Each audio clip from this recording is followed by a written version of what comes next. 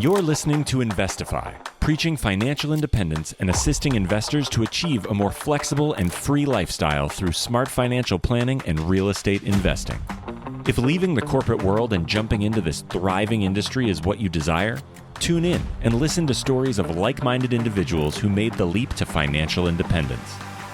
Equip yourself with the right tips and tricks to start your real estate journey, making active or passive ventures that are highly profitable and rewarding.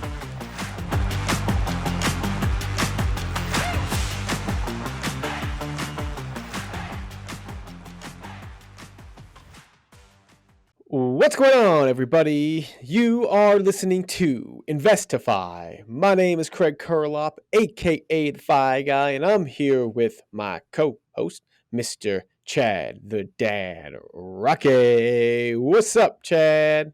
Hey, Craig. How you doing today? I am doing fantastic, bro. How are you? Good. Yeah. Let's see. Well, you and I were in Salt Lake over the weekend, so that was a fantastic time. And then Megan and all of our 2-year-old, they turned around and went to Wisconsin literally the day after. Well, we got back at like midnight on Sunday, and they left at 10 a.m. Monday. So I'm flying solo for the week. So getting some stuff done. What's going on in Wisconsin?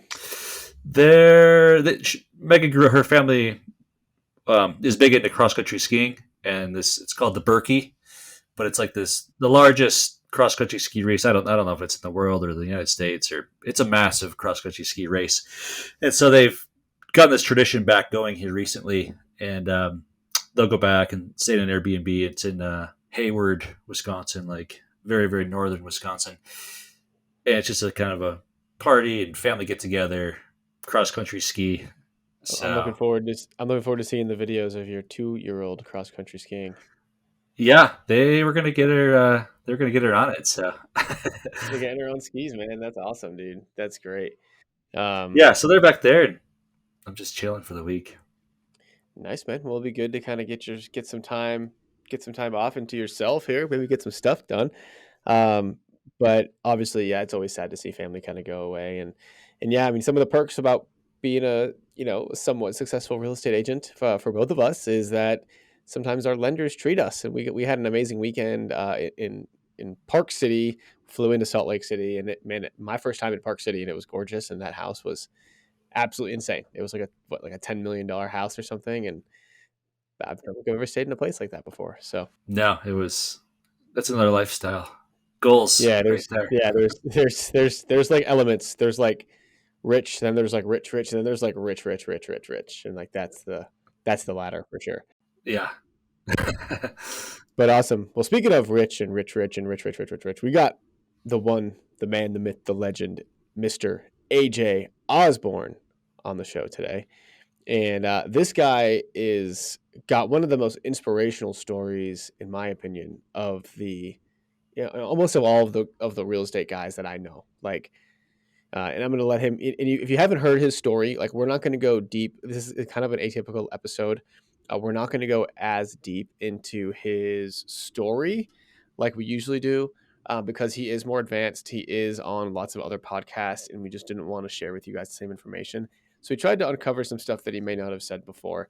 And so we really kind of go into a lot of the mindset of what goes into being in such a down and low situation to then becoming one of the most successful business guys that I know, while also still remaining humble, having his family, and then also the amazing stuff that his wife is doing, and that he's been able to leverage what he loves to do to help his wife do these things too. So he's got a great story. Make sure you listen all the way to the end. He's got a funny final question that I think everybody will enjoy. But before we get to AJ, we're gonna need to ask you to please leave this show a rating and review. It helps us get better guests, which helps the show grow and helps the show continue to happen. So with that being said, let's bring on Mr. AJ Osborne. This episode of Investify was brought to you by the Fi Team, a team of investor-friendly agents that service all 50 states. If you are looking to house hack, to invest, grow your portfolio, and want a true investor-friendly agent on your side, go to thefiteam.com and click Get Started, and we can't wait to have a good conversation with you. AJ Osborne, welcome to the show, my friend. How you doing today, bro? Doing great. Thanks for having me on, man. I appreciate it. Just had you on my podcast. It was awesome. So it's great to come jump on here with you. Yeah, man. I love that you were able to kind of return the favor. Obviously, if for those that don't know AJ Osborne, right, kind of like the king of self storage, very, very big in that space. And so we're going to do something a little different today, right? We're not going to go through AJ's whole story. You can find AJ's story on a bunch of other podcasts out there. I highly recommend you go check them out because it's one of the most inspirational stories I've ever heard. But so rather than dive super deep into that, AJ, why don't you kind of just start, give us kind of like give us like a 5-minute synopsis of what changed your whole life to want to actually get into real estate, and then we'll kind of take it from there. 100%. So I did sales originally. I was in insurance and I sold insurance, and I lovingly referred to that as a treadmill. It was great. I was commissioned, made my own money, right? I never had like a normal income career that didn't exist for me. I thought I had my own possibilities and everything else, but I really figured out later on in life, especially after having children, man, this thing is a treadmill. Like I have to keep selling, and the limitations were really obvious. So started investing in real estate, facilities specifically because I viewed them as businesses and I could affect the revenue. And I was doing that while I was selling insurance. And I actually became paralyzed from my eyes down overnight. And I was let go of my job, obviously, because I was hooked to life support. And we didn't know if I was ever going to leave the hospital. And there, we just had our 4th child. He was 4 months, maybe. And my wife is now sitting next to a bed with a husband hooked on tubes and a little baby in her arms with 4 kids. And I lost my job. So my income went away, vanished. And it was real estate that saved us, and it was real estate investing. And that's why I'm here. I'd been investing, buying businesses, never talked about it before. But after it saved me, I became obviously very passionate about this, and I wanted to teach others. And from there, I started up 3 companies out of my wheelchair as I had to relearn how to do everything. Occupational, physical therapy. I had to learn how to use my hands, talk, all of it, right? I'm still not 100% back, but I can walk on my own, which was more than they thought that I would be able to. And I started 3 companies out of my wheelchair, started a private equity company as well as others. And it's just been, sky's the limit since then. That's amazing, AJ. Just to give a little context of what year was this or time frame? 6 years ago is when I became paralyzed. Over 6 years ago, almost 7. Wow. Okay. So 2017, 2018 timeframe. That's correct. Wow. Okay. And so you already had real estate prior to being hospitalized. Is that right?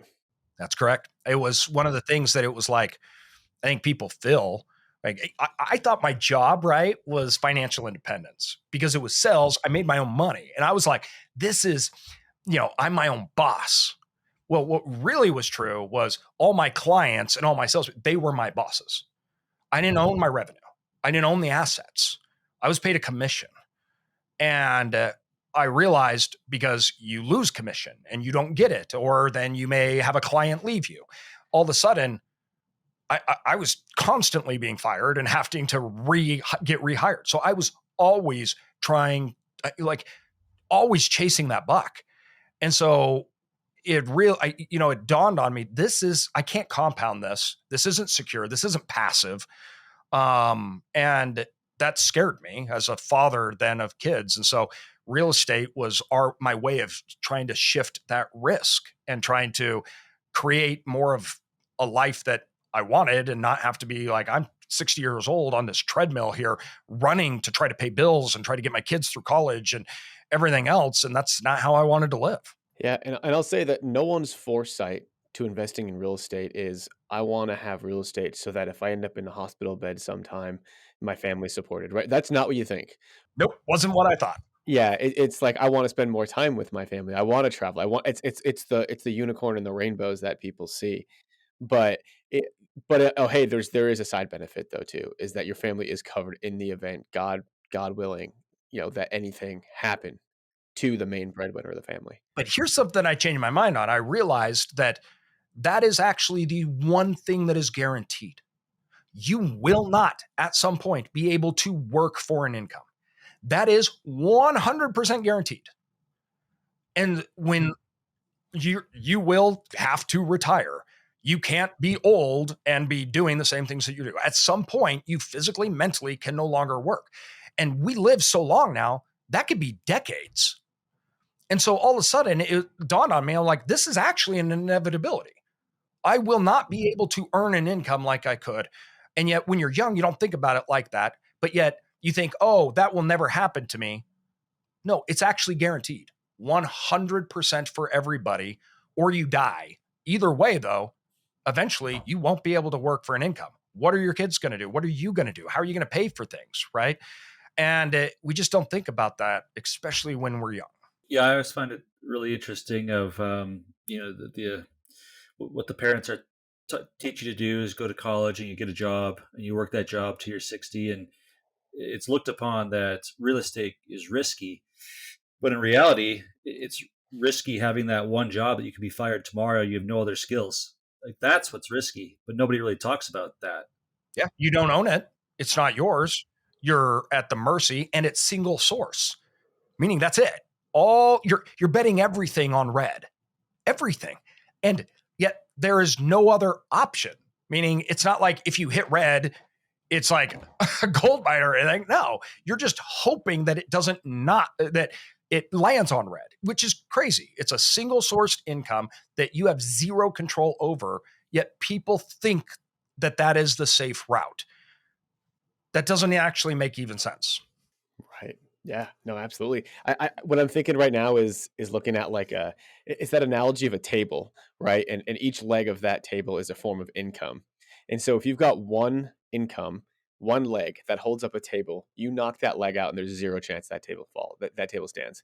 If you've got 15 legs on that same table, you could knock out probably half of those legs and it's still a pretty strong table, right? And so that's kind of the analogy that's in my head, and I love that you were able to see that. But and it's important that you see it before you're in the hospital, right? If you hadn't recognized this before that time, your family would have been probably in a very different position that happened now than you are now. And so, you started 3 companies from your wheelchair. Are those companies still around today? They are. One has over 200 million in assets.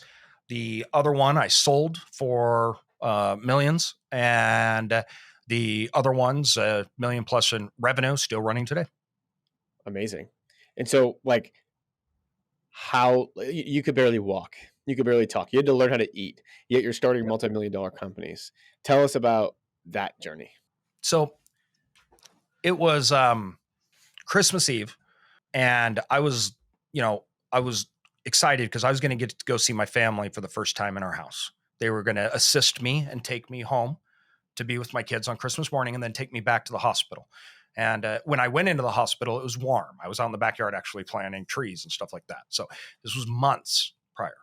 So I was very excited. And I wasn't worried about what my kids are. They're not going to have Christmas, right? I knew my wife was going to spoil them. What I was worried about was this, though.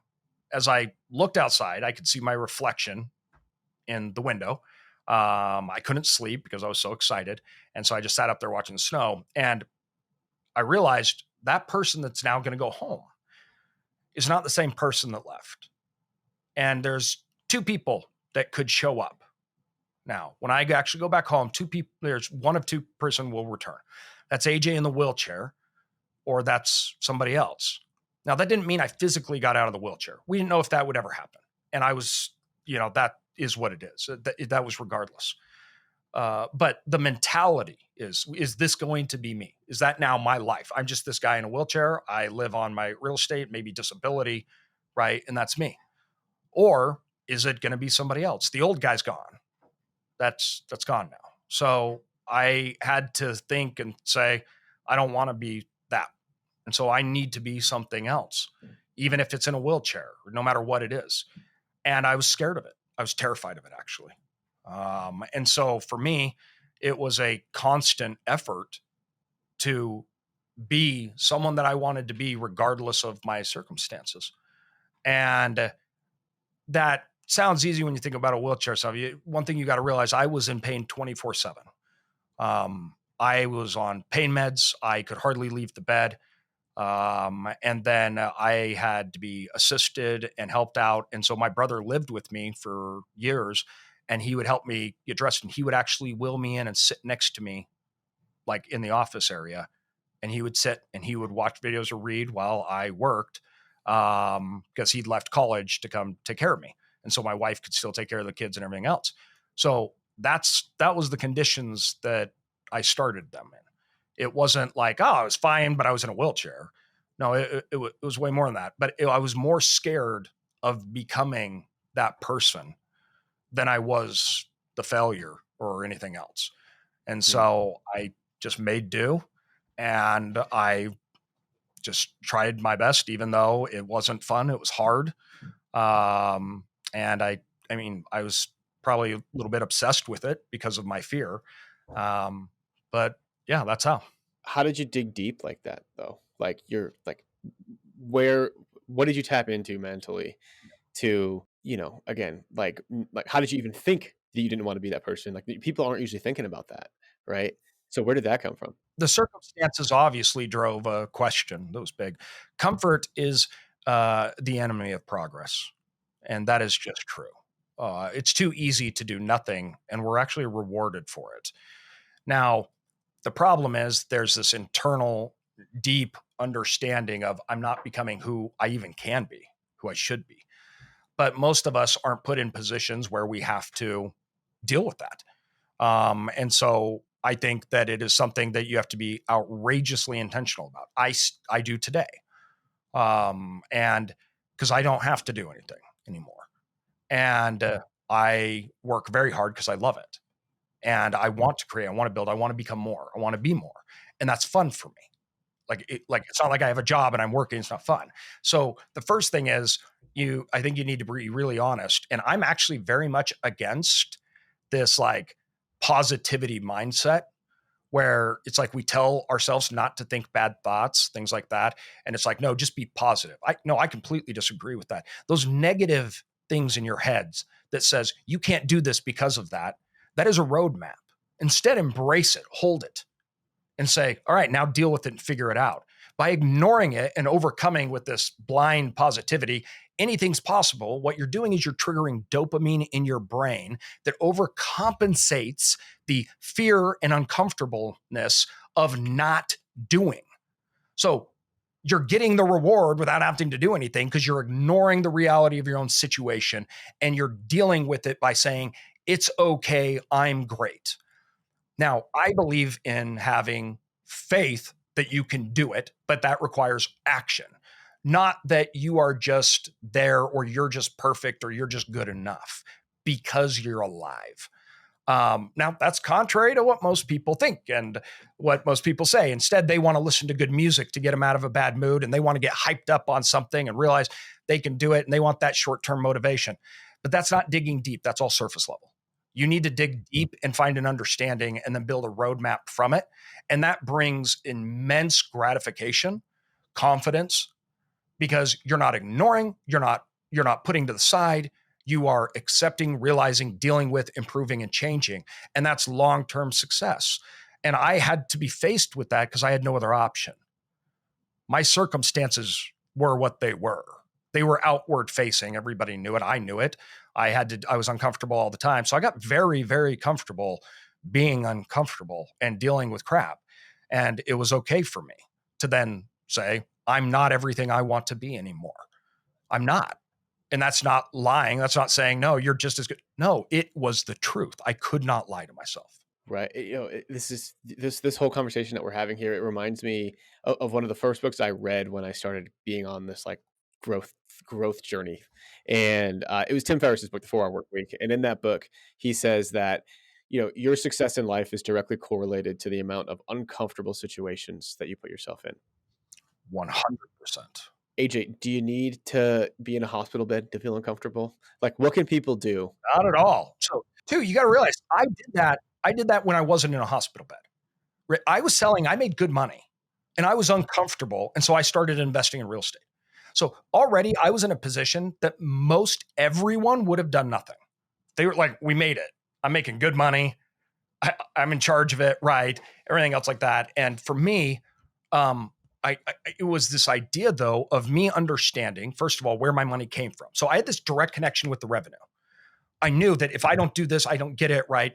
It wasn't this imaginary income that appeared in my bank account.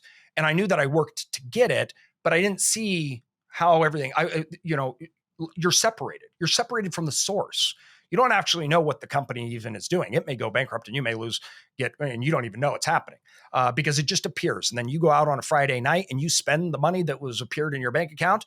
And then you go back to work and then it's just going to magically appear. Your benefits are going to be taken care of and whatever else.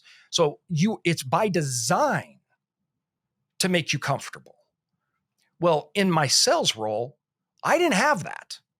And so the fact that I had to be uncomfortable also led me to see that, holy crap, this could go away, which then made me uncomfortable because I knew the reality of the situation. So I had to once again address.